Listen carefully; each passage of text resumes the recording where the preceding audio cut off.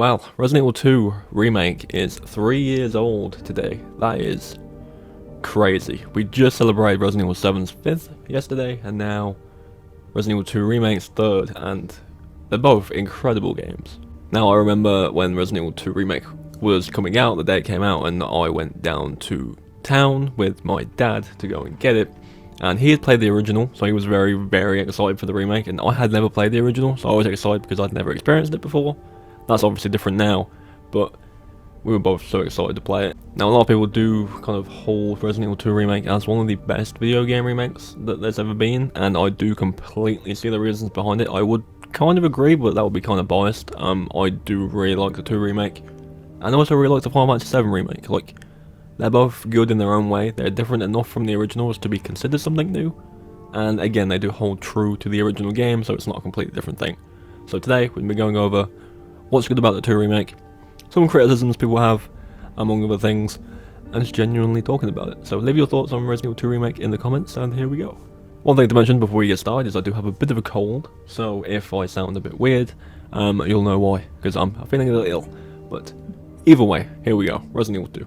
So to briefly go over the story of RE2, I'm not going to go into detail because I think most of us probably know the gist of the story for this game by now. But yeah, you play as Leon Kennedy, or Claire Redfield, who is the sister of Chris Redfield from the original Resident Evil game. Both going to Raccoon City for their own reasons. Claire is going to look for Chris, who she has not heard from in a while, and is kind of wondering where he is. Obviously, he was involved in the mansion incident in RE1, so he's kind of disappeared for a little bit, so she's going to find out where he is. Which is then continued through Code Veronica. If you didn't know, Code Veronica was originally going to be Resident Evil 3, but they changed some things around and instead made Resident Evil 3 that we know now with Jill the actual third game, and Code Veronica is kind of like a bridge game now, but it was originally going to be the next game in the line of entries. And you play as Leon, probably one of my favourite characters throughout the entire series, who is basically going for his first day as a member of the RPD, but when he gets there, obviously everything is kind of going to shit, so he has to try and escape and survive, alongside Claire as well. Now, each character's campaign is slightly different. For example, there are certain points in the game that differ completely. For example, in Leon's campaign, you have the whole Leon and Ada relationship and segment, and then with Claire you have Claire and Sherry, their relationship and their segment, and they are kind of the driving forces behind a lot of what happens in their respective campaigns. But in gameplay terms, they're pretty much the same thing. They each have different weapons they have access to. Obviously their starting weapons are different, their special weapon is different. Obviously Leon has the shotgun and Claire has the grenade launcher. They each get access to different keys which open different doors around the RPD, which lead you in different directions or into different rooms where you acquire different items. You can see these doors in the opposite campaign, but you just can't access the keys. That's why they're there for the other character. And yeah, you know, they are different but the same at the same time. It all comes down to which character you want to play more, and they do have second runs, or B scenarios they were called back in the day. This is where some of the criticism lies with the remake. Apparently, I don't really recall much of the second runs in the original, but apparently they weren't as fleshed out as what they are in the original game. I'm not too sure on the details, but apparently that's a criticism people have, that the second runs, B scenarios aren't really as good as what they were, but that's really it in terms of major criticisms.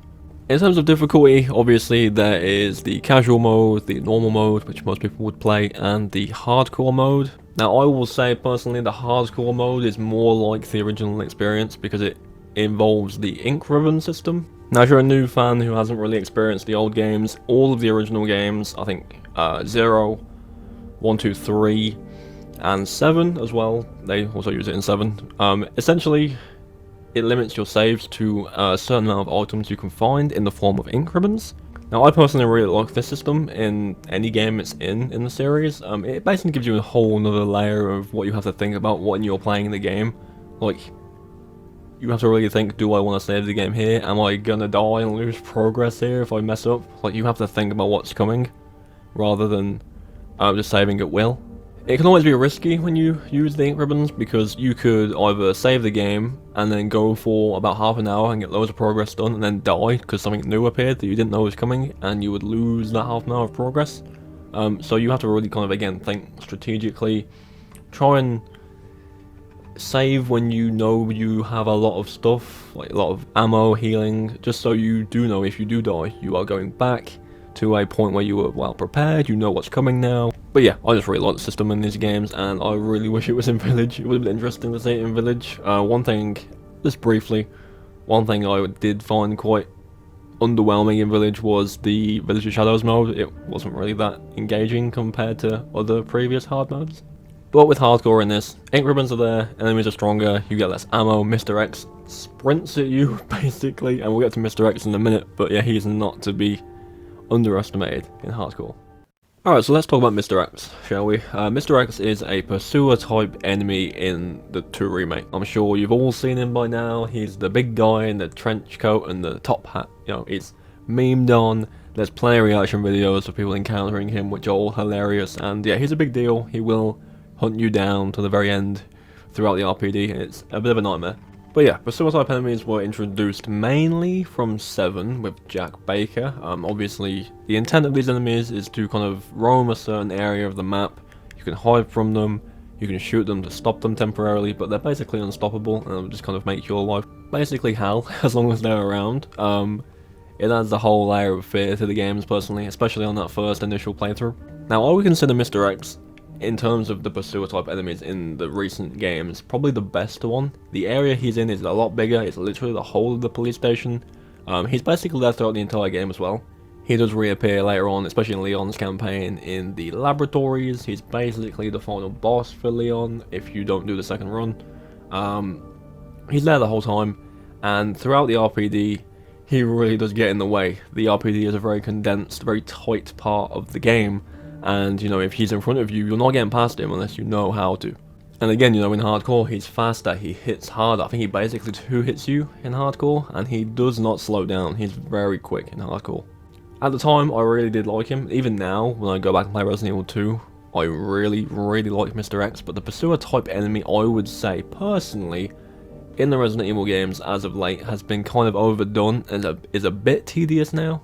I feel like they're good for the first initial runs, obviously with Leon Claire campaign, different routes, which means he's more annoying in different ways. Second run, he appears early on, so you have a lot more to deal with while he's there.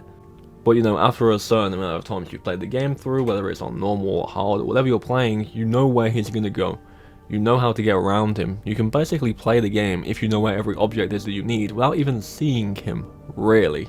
Like, you can just outmaneuver him very easily, and that is good. It's definitely a positive thing, because it teaches you how to play the game. It teaches you how to effectively get to places you need to be, you know, without wasting ammo or without getting hit. It does teach you how to play the game and makes your runs faster, makes your runs more efficient, and it's definitely a good way to teach people how to play.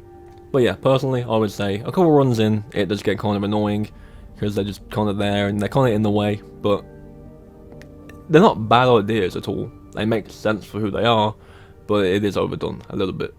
Alright, so let's talk about replayability throughout this game. Usually, Resident Evil games are quite short, in the most part at least. I think the longest ones are usually around 10 to 12 hours. I think Village was probably quite long, 4 was quite long, 6 was very long, but normally 10 to 12 is usually the kind of longest they'll go.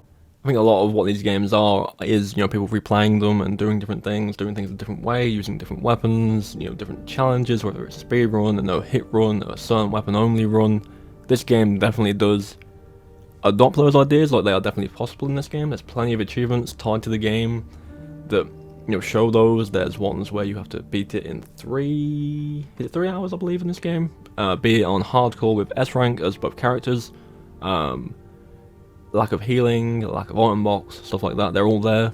This game also has extra modes. It has the 4th Survivor mode, which is basically a bonus mode featuring a different character in the game. I'm sure you all know what that is. It has the Tofu Survivor, which is a more kind of funny version of that mode. It has a really comprehensive results page, which basically shows you your best time on each difficulty on the A and B scenarios. Obviously you can kind of look at those and see if you can improve them, get S+ rank on every single one. This game also introduced, I believe this game was the one that introduced the challenge page for, which has been basically every Resident Evil since, where it gives you a certain selection of challenges you can do in game, whether it's kills with certain weapons, again completing the game with certain requirements, whether it's a speedrun or whatever. And doing those challenges unlocks you bonus things. I don't think the CP is in the 2 remake, but it's in the 3 remake and it's in Village. It basically, that was points you could spend in the store in-game to buy like bonus weapons or skins and stuff, which is always pretty cool. But yeah, that challenge system was in the 2 remake, and it does add a lot of replayability because some of them aren't tied to achievements, some of them are their own thing that you can go and do yourself. The 2 remake also had DLC, I think it was free DLC, not too long after launch. I think it was about 6-7 months, could be wrong. And these were essentially, again, three mini games, and they were essentially what if scenarios. I believe they followed a soldier down in the labs in the nest trying to escape with a vaccine. It was Kendo and what happened to him after you met him, and then it was the girl on the table in the orphanage. I completely forget her name. I know it's there, but I've lost it. I want to say Catherine, but I could be wrong. And they were DLCs that got added to the game. And yeah, they had their own respective challenges, and some of them were fairly difficult, so it took a bit of a learning curve to get around them. And again, it brought people back to the game. Before I forget, there was another one. It followed the sheriff you meet right at the beginning of the game, and how he survived in the gas station before Leon turned up, and it had like an alternate ending, which they all did. But yeah, in terms of replayability, this game had a lot of it, and that's always a good thing with these games. Again, because they're not particularly long, so you know, having an option to go back and do something different, go back and do something specific, it's great to have that. But yeah, you know, overall, I think the remake is incredible. I think, you know, a lot of criticisms do come from people who played the original a lot and really like the original, which is understandable. You know, I think, you know, looking back now, if, for example, Resident Evil 7, let's just say, for example, Resident Evil 7 got a remake years and years down the line, I would probably always think that the original was going to be better. That's just how it is, it's just how your mind works. Like, you have more fond memories of it originally, so playing a remake is nice, but you're always going to prefer the original. That's just how it is. But this is one of those games that definitely did benefit from having a remake. It does introduce Resident Evil 2 to a newer audience, you know, whether it's newer fans or people that didn't have access to consoles back then. Obviously Resident Evil 2 is an old game now, it's a PlayStation 1 game, so having it completely rebuilt and remade for the PS4 and, you know, the Xbox One, a great move. And they did the same thing with 3. Yes, not as well. The 3 remake isn't as good. It's still fun, it's still good in its own right, but this is the better of the 2.